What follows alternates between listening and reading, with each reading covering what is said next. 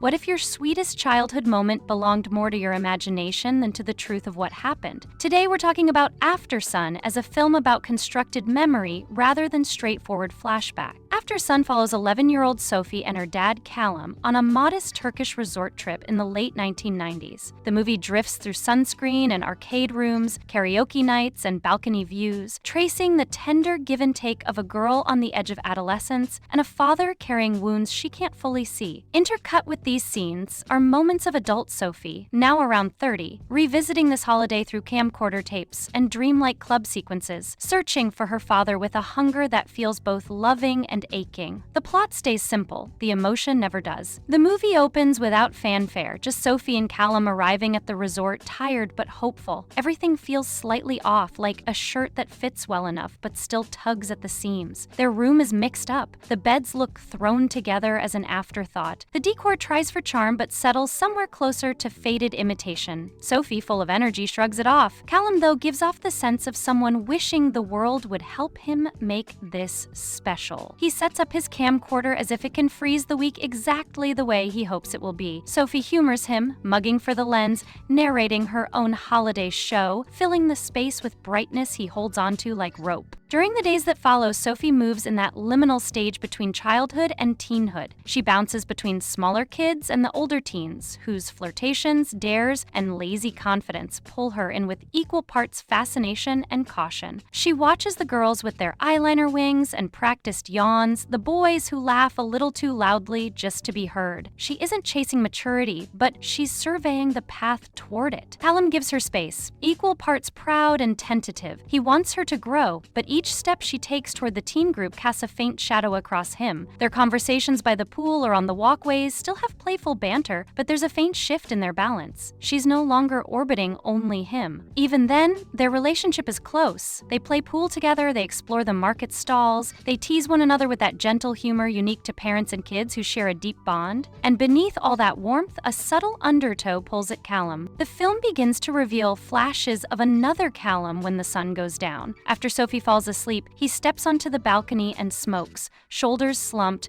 face turned toward an empty horizon. There's nothing dramatic in these shots. Instead, they feel like moments Sophie might sense later but never fully understood at the time. We see a cast on his arm from an accident he brushes off, his tentative attempts at meditation or Tai Chi, his private frustration bubbling up in quick bursts. The rug shop scene hits hardest. He finds a beautiful rug he wishes he could buy. He asks about shipping and payment plans, hoping for a future space where that rug might live, some kind of stable home for him and Sophie. The price is beyond reach, though, and he walks away empty-handed. It feels like watching someone press their hand against a window that won't open. Sophie notices these small ruptures, but can't decode them. She sees the shape of his sadness without understanding the language. What anchors the film is that we mostly view Callum through Sophie's gaze. She sees him as funny and unpredictable, occasionally exasperating, but endlessly lovable. When he goofs around, she laughs. When he retreats inward, she senses something shifting but lacks the tools to interpret it. There's a softness in how she steps toward adolescence. She kisses a boy by the pool in a moment that's shy and earnest, a moment she holds close to her chest. It's one of the first memories she owns, only for herself, tucked away from her dad, and that new privacy between them becomes its own signal. Her world is beginning to stretch beyond him. While Sophie experiments with new feelings and small freedoms, Callum spirals quietly. The film never labels what he faces. Instead, it shows the weight on his chest, a late-night walk toward the water, a long stretch where he emotionally checks out, a moment where he cries alone in the bathroom.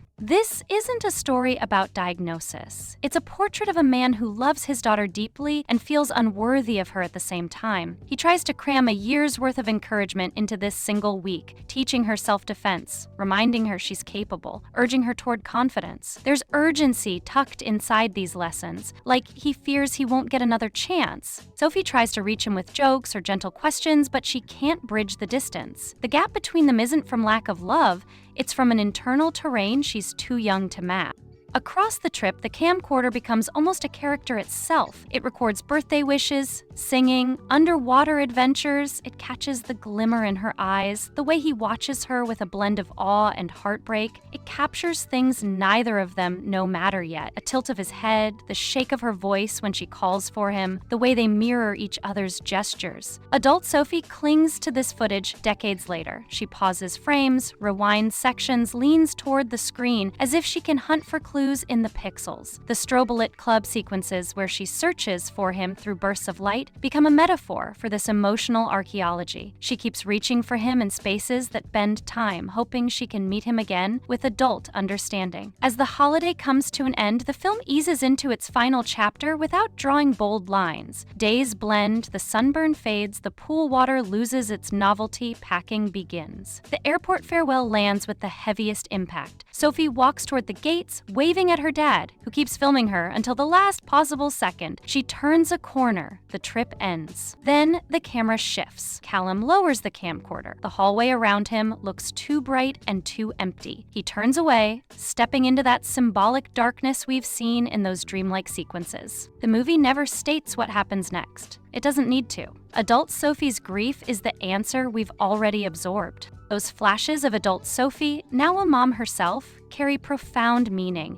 She moves through her home tenderly, but with a heaviness she carries alone. The tapes become her way of holding a conversation with a man she can no longer speak to in any other realm. She tries to understand him retroactively, tries to decode his silences, tries to pinpoint the moment where the sunlit memories turned into shadows. The club scenes are less about nightlife and more about inner searching. Her attempt to find him one more time, anywhere, even in imagined spaces. She pieces together a father she adored, a father she couldn't save, a father who tried in ways that still echo in her adulthood. What makes Aftersun such a singular film is the way it refuses any simple truth. It understands that childhood memories are stitched from feelings more than facts. It understands that adults rework those memories to answer questions left unsaid. It understands that grief is basically the act of remembering someone while knowing you can never revise the ending. Adult Sophie carries the fragments. The sunlight on the pool, his hand softly guiding her mask strap, the rug he yearned for, her voice on tape saying, "Dad, say something." Some memories act like armor, others reopen wounds, and all of them, in her hands, become an attempt to hold her father steady in the frame. Aftersun becomes a shared act between them, Sophie's way of loving him through remembering. This is Ladies First, watching women in movies. Here we empower women by reviewing and discussing films that highlight their stories, struggles, and achievements. Don't forget to like, subscribe, and share your thoughts in the comments.